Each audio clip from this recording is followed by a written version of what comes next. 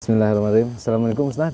Waalaikumsalam warahmatullahi. Mau tanya nih Ustaz, bagaimana kalau kita menyikapi ketawakalan dalam kondisi seperti ini? Kita kan sekarang dalam keadaan musibah, pandemi dan sebagainya gitu. Intinya tentang konsep ketawakalan. Ya, ketawakalan kita ini. Bismillahirrahmanirrahim. Alhamdulillahilladzi arsala rasulahu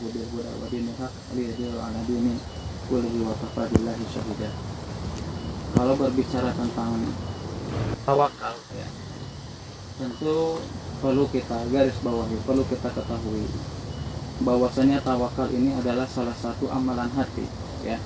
Bahkan salah satu ibadah yang diperintahkan oleh Allah Subhanahu wa taala. Jadi tawakal ini selain ibadah, bukti keimanan seseorang. Dalam berbagai ayat banyak ya. Pertama dalam surat Al-Maidah ayat 23. Allah Subhanahu wa taala menjelaskan wa 'alallahi fatawakkalu in kuntum mu'minin. Bertawakallah kepada Allah jika engkau termasuk orang-orang yang beriman. Bukti dalil bahwasanya sifat tawakal itu adalah bukti keimanan seseorang. Begitu juga dalam surat Mujadalah ya. Mujadilah itu ayat yang ke-10. Di situ juga dijelaskan wa 'alallahi fatawakkalu wa 'alallahi fatawakkalul mu'minun. Kepada Allah Subhanahu wa taala, bertawakallah kepada Allah Subhanahu wa taala jika engkau termasuk orang-orang yang beriman ya. Bahkan dalam ayat-ayat lain banyak yang menjelaskan tentang tawakal ini adalah salah satu sifat daripada orang-orang yang beriman. Jadi kalau orang sering bertawakal kepada Allah, menyerahkan segala urusannya, meyakini bahwasanya Allah lah satu-satunya yang bisa mendatangkan manfaat, yang bisa menghindarkan mara bahaya bagi diri kita, berarti itu termasuk tawakal kepada Allah Subhanahu wa taala.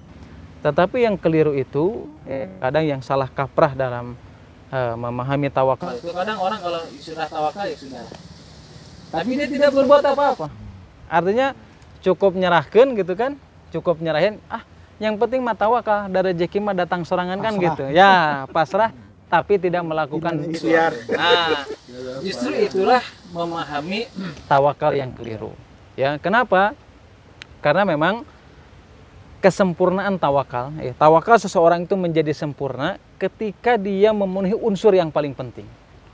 Unsur yang paling penting dalam tawakal itu adalah ikhtiar. Ya, orang-orang hebat terdahulu, orang yang terkenal, orang-orang soleh, orang-orang salafus soleh kalangan para sahabat atau para nabi dan yang lainnya, ya meskipun mereka tawakalnya tinggi kepada Allah Subhanahu wa taala, tetapi mereka tidak pernah mengenyampingkan tentang sebab, mengenyampingkan tentang ikhtiar. Contoh misalkan ya, nanti kalau ini dicek ya takut keliru. Dalam surat Al-A'raf ayat 60, Allah Subhanahu wa taala memerintahkan kepada Rasulullah SAW, wa'idu lahum ya mastata'tum min quwwatin min ribatil khail. Ya, di situ dijelaskan apa Allah Subhanahu wa taala memerintahkan kepada siapa? Kepada Rasulullah SAW. Yang jelas ketawakalannya itu udah nggak perlu diragukan lagi, Nabi gitu kan. Tapi Allah memerintahkan apa? Wa idullahu mastata'tum. Persiapkan dirilah, persiapkanlah oleh kalian dengan kekuatan ya, segala kemampuan yang kalian miliki. Ya, untuk apa? Untuk menghadapi musuh-musuh Allah Subhanahu wa taala dari pasukan kuda yang mampu menggetarkan musuh-musuh Allah. Ayat ini memerintahkan apa? Allah Subhanahu wa taala memerintahkan kepada siapa? Kepada Rasulullah. Meskipun Rasulullah tawakal, Allah pasti nolong. Tapi memerintahkan apa? Untuk mempersiapkan pasukan. Mempersiapkan pasukan di sini ini bagian dari apa? Bagian dari ikhtiar. Nah, makanya ayat ini menjelaskan kepada kita bahwasanya penyempurna tawakal itu adalah ikhtiar. Kalau kita pernah mendengar dalam surat Maryam ayat 25, kisahnya Maryam ketika hendak melahirkan siapa putranya? Isa alaihissalam. Ya. Kita tahu dalam keadaan hamil ingin melahirkan itu pasti bahasanya itu apa? Bukan beronta-ronta, ya lemah dan sebagainya. Ya bahkan kalau kita yang sudah menikah menemani istrinya mungkin beda-beda pengalaman ya. Istri melahirkan ada yang menjambak ya, ada yang mukul. Kalau Pak Gus menjambak apa? Ya beda-beda lah. Gigit dan nendang dan sebagainya. Ini dialami oleh Maryam. Ya, ketika ingin melahirkan dijelaskan dalam surat Maryam ayat 25 apa? Maka Allah Subhanahu wa taala memerintahkan kepada Maryam, goyangkanlah. Goyangkanlah pangkal pohon kurma tersebut. Ya. Tusakit alaiki maka ketika engkau menggoyangkan pohon kurma tersebut, maka akan bergetar ya, ini yang namanya digoyangkan. Kemudian apa? Tusakit alaika rutoban janiyah. Maka ketika digoyangkan akan terjatuh dari pohon kurma tersebut kurma yang sudah masak yang bisa kalian nikmati. Sebetulnya kalau secara secara logika, Aisyah nggak perlu kayak gitu juga, pasti bakal dapat makan. Tetapi Allah memerintahkan apa? Goyangkan. Bagian apa? Bagian daripada ikhtiar. Nah, jadi penyempurna tawakal kita kepada Allah Subhanahu wa taala itu dengan ikhtiar. Bagaimana dengan keadaan sekarang? Sama. Dengan keadaan pandemi, kita juga sama. Tawakal dan maut mabakal kan seperti itu orang-orang maut mabakal. Ya, maut mabakal. Kembali tawakal dan seperti itu. Tawakal di sini membutuhkan ikhtiar. Kalau ingin menjadi seseorang memiliki sifat tawakal yang sempurna sebagai bentuk keimanan seseorang, maka dia tidak boleh melepaskan ikhtiar di dalam.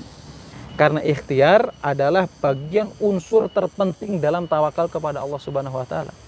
Makanya kalau Sa'id bin Jubair radhiyallahu anhu ketika beliau merenungkan ayat-ayat tentang tawakal yang tidak lepas daripada ikhtiar, maka beliau mengatakan apa? Tawakkul 'alallah jima'ul iman. Bertawakal kepada Allah itu adalah inti dasari daripada keimanan. Kapan menjadi inti dasari keimanan? Ketika kita menyandingkan atau disertai dengan ikhtiar. Ya, mungkin ikhtiar kita selama ini baik dalam masalah pandemi, ekonomi, dalam kehidupan kita ya berbagai macam masa, mungkin ikhtiar kita berbeda-beda, bahkan mungkin ikhtiar kita lemah, bahkan ikhtiar kita secara tidak sadar itu nggak ada hubungan dengan tujuan. Tetapi setiap ikhtiar yang kita lakukan itu mengandung hikmah dan pelajaran yang bisa kita ambil. Ya, contoh dari kisah tadi, Rasulullah diperintahkan untuk mempersiapkan diri. Bahkan Rasulullah itu ketika hendak berperang, beliau apa yang beliau lakukan? Menggunakan baju besi. Bagian ikhtiar apa? Ikhtiar. Ya kan? Ikhtiar. Bukan berarti biar nggak konyol. Iya. Kalau secara logika kita perang meren gitu ya. Dah saya mah nabi perang pasti bakal dilindungi. Nggak seperti itu. Tawakal tapi tetap menggunakan baju besi itu ya, baju besi apa disebutnya itulah dan sebagainya.